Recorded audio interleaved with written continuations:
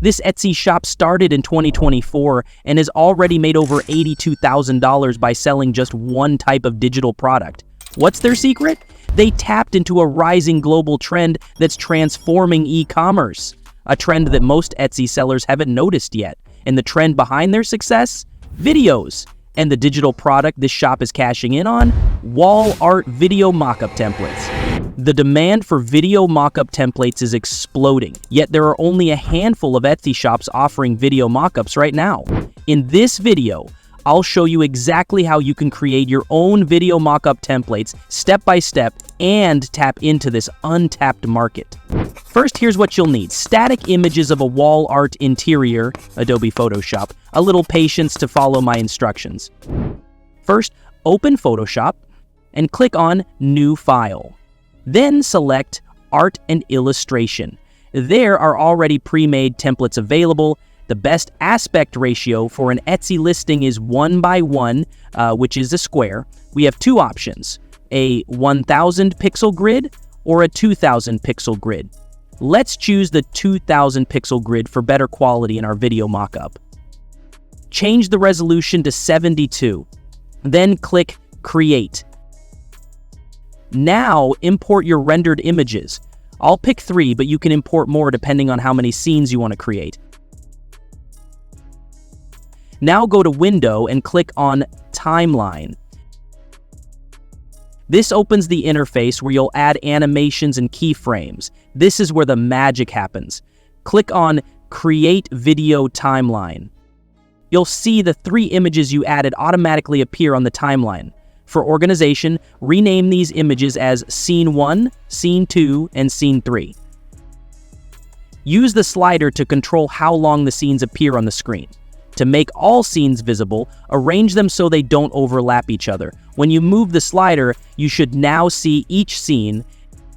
Let's bring the scenes to life with some movement. Click the drop-down arrow beside the scene. Click the stopwatch icon to toggle on, and add an animation keyframe for transform. For Scene 1, I'll create a slow zoom out and panning effect.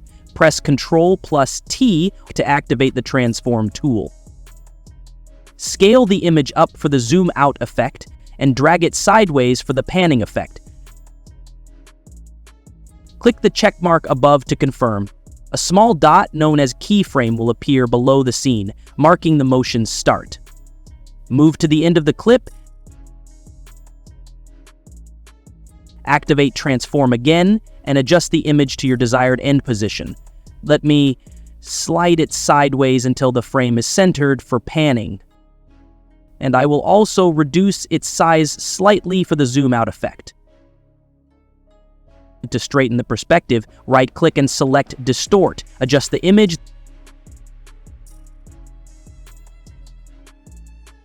Then click OK. Now, preview the scene to ensure the motion looks smooth. For Scene 2, I'll create a smooth zoom-in effect. Set the slider at the beginning of the scene, toggle on the stopwatch for transform, scale the image slightly, and center it. This creates a morph effect so that Scene 2 looks like it's continuing from Scene 1. At the end of the scene, scale the image up further so only the frame is visible. Preview to ensure it transitions smoothly.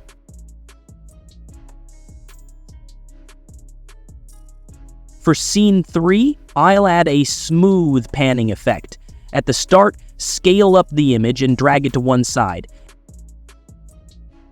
At the end, drag it to the opposite side or until the mockup looks visible enough.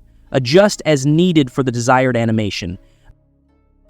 Preview to ensure it transitions smoothly.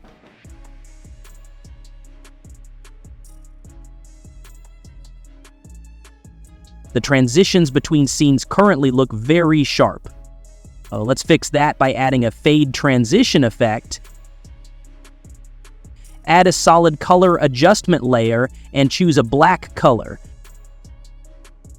Turn off this layer temporarily and group all the scenes into a folder and name it.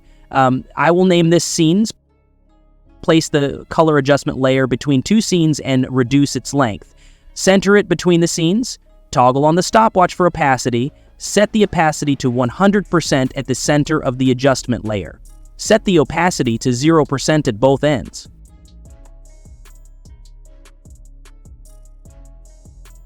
Repeat for all other transitions between the scenes. Now let's see the result. What we just made is an animation, just a flat video, not yet a template, because you can't add your designs to it yet as there's no smart object to place your designs on. So we are going to create one. You can achieve that either by creating a smart object or just drag and drop a pre-made placeholder. The best way to make sure all the frames in each scenes have equal dimensions is to use an already made placeholder. Well, for the placeholder, I link it in the description below. You can do well to download it. Import the placeholder into your project, drag it above the first scene, increase its size slightly, and position it over the mock-up frame. Since we have 3 scenes, import 3 placeholders, 1 for each scene. Rename them to Design 1, Design 2, and Design 3. For Design 1, zoom in to see the frame corners clearly. Activate Transform, right-click, and select Distort. Pin each corner of the placeholder to the frame on the wall. At the end of the animation, adjust the placeholder to fit the current frame.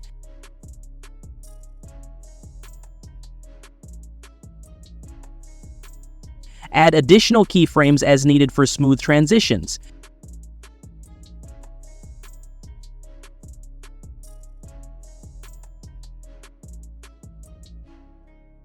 Change the blend mode to multiply to blend it naturally with the background. Repeat for the second and third scenes. Finally, add designs to the placeholders by double-clicking their thumbnails, inserting your images, saving and closing. Let's preview the scenes to see.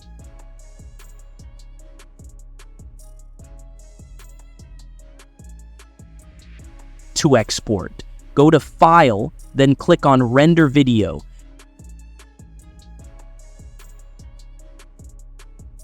Set the framework to 25 or 27 and leave the other settings as they are. Click Render. Now, you're done creating the video mockups.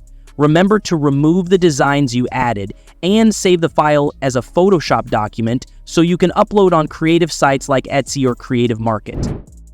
Here's the final result: a polished video mockup that's ready to help sellers showcase their products and boost sales. You've seen how to create video templates in this tutorial, but here's the thing: you're still missing some critical pieces. For example, how do you create multiple angles of an interior room to make your mockups truly stand out? What's the secret to mastering keyframe concepts for smoother, more professional animations? These are just a few of the topics I couldn't include in this video due to time limitations. That's why I'm creating an in-depth course to cover all of this and more, giving you the tools to fully master video mockup creation. It's now available for pre-order at a special discounted price. If you want to take your skills to the next level, don't miss this opportunity. Click the link below to pre-order and save your spot. Don't wait for this trend to get saturated. Start creating your own video mockups now and get ahead of the curve.